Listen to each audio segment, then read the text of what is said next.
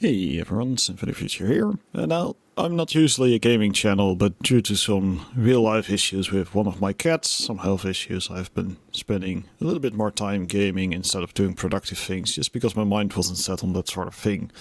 So, I posted this build in the Facebook group for Satisfactory and got quite a few reactions and quite a few views on that video, so I figured I would make a little bit of a longer video explaining a little bit more what is going on here. So if you're not into gaming or Satisfactory, that's totally fine, just move along.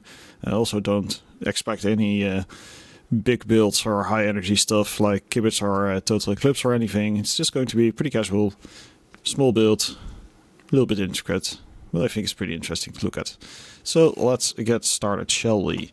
We are currently in the swamps of misery, a absolute terrible place to be with loads of spiders.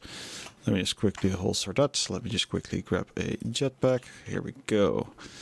Now, as you can see, this is a nuclear facility, and I have most of my materials coming from the top, one material coming from the bottom. I was thinking about fixing that, but we'll get to the top in a second and you'll see that it's a little bit problematic.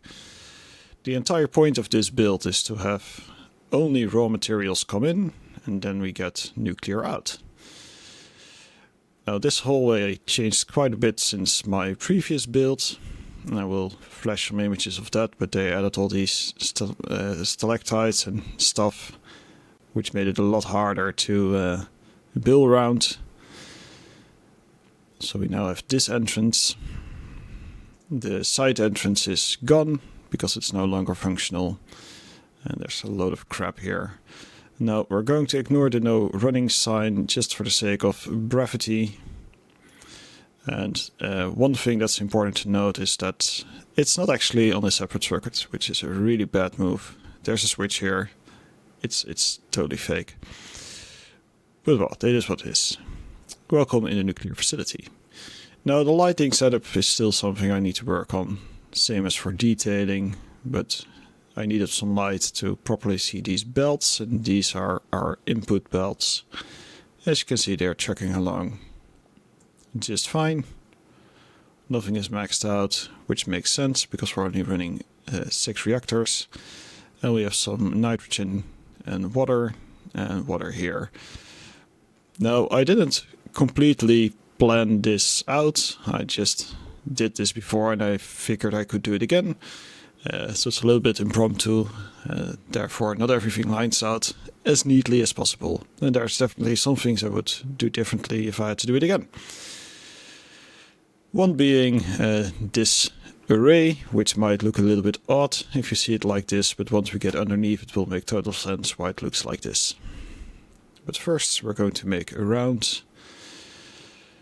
The neat thing is we can actually fit the refineries here without clipping them, which is quite neat. It's a little bit close there, but well, nobody's going to see that, right?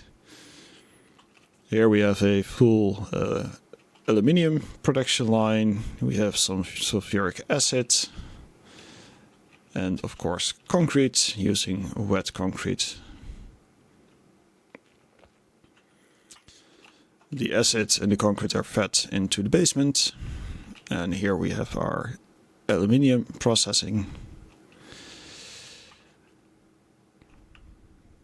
into ingots, into alklat, and here we have the heat sinks. Right next to that is deuterium belts.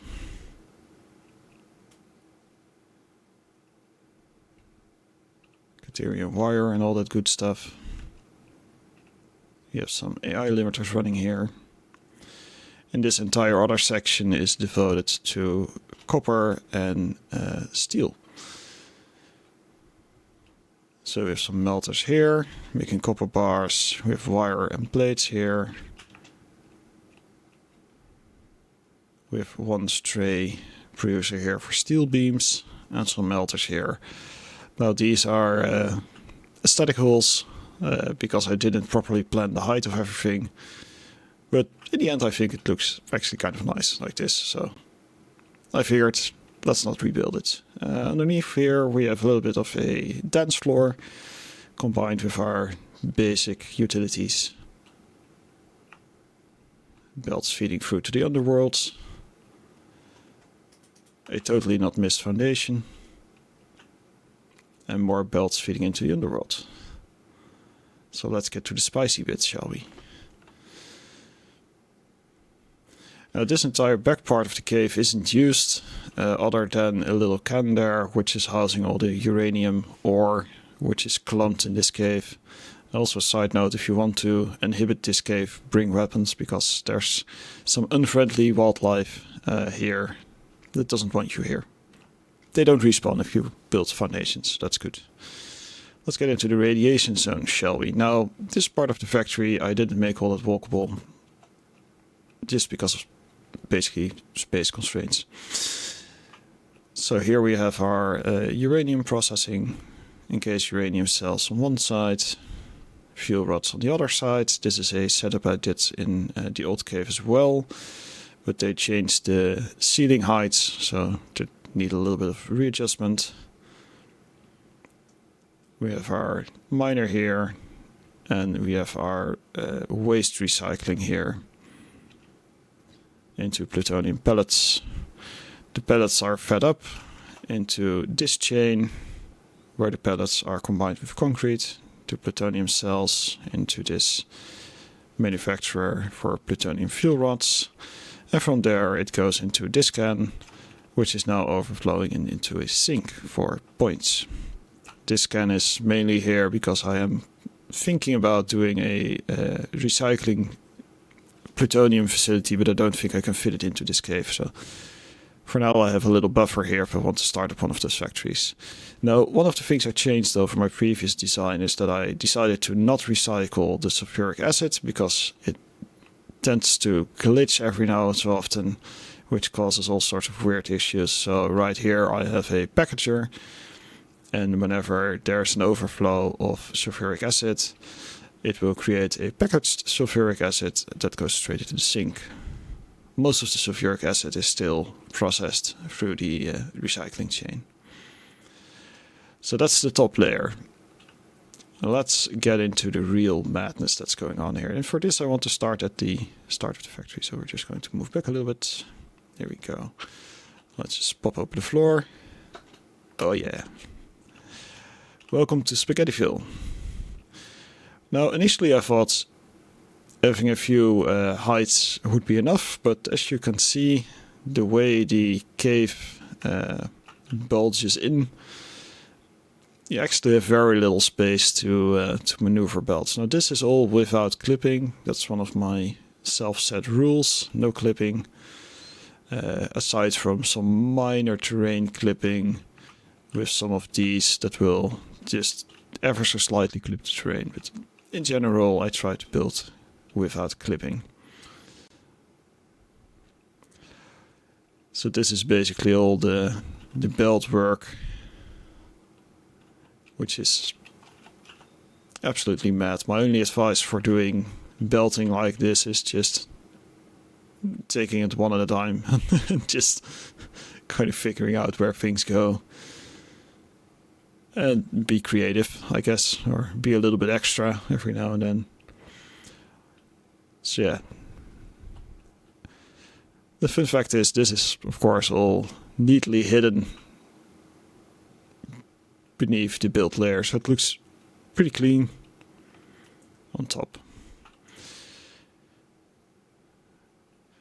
Now our next order of business in this little tour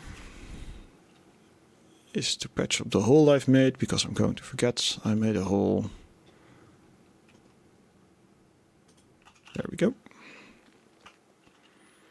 And let's follow our fuel rods. Now one of the annoying things of this design is that you have really long runs between parts of the facility, and this is actually an issue. Less so with Mark 6 belts, but lower tier belts you actually run into the issue of the items and the fuel rods not being delivered to the reactor fast enough, and they will shut down every once in a while. And you have a little bit of a startup time for reactors, so you get dips into your power graphs. It is mostly fixed now, but I do have to overproduce most items to make sure we don't get the dips. And even then, every so often, there's just one fuel cell that will be a fraction of a second too late at the reactor, and the reactor will shut down. So I definitely don't recommend this for stable power, but it's a super fun build to do regardless. So this is our fuel rod line. No clipping. Now, this is of course where the no clipping part kind of goes to hell, because we're dealing with natural terrain and horrible frame rates. Now this part isn't completely finished yet, and as you can see it is fairly ugly. But we have a balance split here, with this being almost exactly in the middle of all the reactors. So it splits left, right, and then splits into 3, because we have 6 reactors, which is the perfect amount for 1 plutonium fuel rod. Let's go to the reactors first, and there they are. All 6 of them, all with their own individual water supply. Sadly, that one has to be a little bit crooked, but it is what it is. I didn't want to bugger with all the restrictions in the flow rates and pipes and stuff, so I just figured this is nice and stable. If you look at it from a little bit of a different angle, there we go. So that's quite neat. Now all the parts, like I said, are transferred from here. Again, had to nick the clipping a little bit to make it work. But I can still accept this. But as you can see, that one extra belt, which would be bauxite, there was no way I was going to fit it in. And there's a bauxite node right around the corner. So I figured I'll use that. In my previous design, I actually fed almost everything from the bottom. This does require much longer belt runs, so I figured this would be a more elegant solution. And speaking of the end of elegance, well, this is basically what it looks like on the way in. Now, if you are to do this for a more serious project, I would highly recommend building parts of the production chain above ground and doing only the fuel cell and the recycling in the cave. That's definitely a little bit easier to work with. As you can see, all my belts are incredibly well planned and totally not improvised. So they always perfectly line up to make perfectly straight lines. And I'll just show you a clip from the interactive map, so you can get a little bit of an idea of where the resources are coming from. And that's basically the cave nuclear facility build version 2. Now I can see a lot of uses for this cave, and I would definitely, if you like a challenge, recommend trying it out again. Bring some weapons, clear out wildlife, and you have a decently sized canvas to play around with water nearby. And inside, in my previous version, I actually built floors, so you can probably fit 2 floors in here. And you have quite a few resources like coal and limestone. You have some iron and some copper. It's not the highest grade stuff, but I'm sure you can create some creative setups in this little space here. So that's it. That's it for this video. A little bit of a different thing for a change. If you have any questions about Satisfactory, nuclear facilities, well, that's not really my strong suit. Check out Kibitz or Total Eclipse. If you have any questions about this specific factory, I'll gladly answer them. If you want to see more gaming content, I don't know. It might happen, it might not happen, but I do want to stay predominantly on the synthesizer education sphere of things. So yeah, let's see where that goes. For now, have a great day.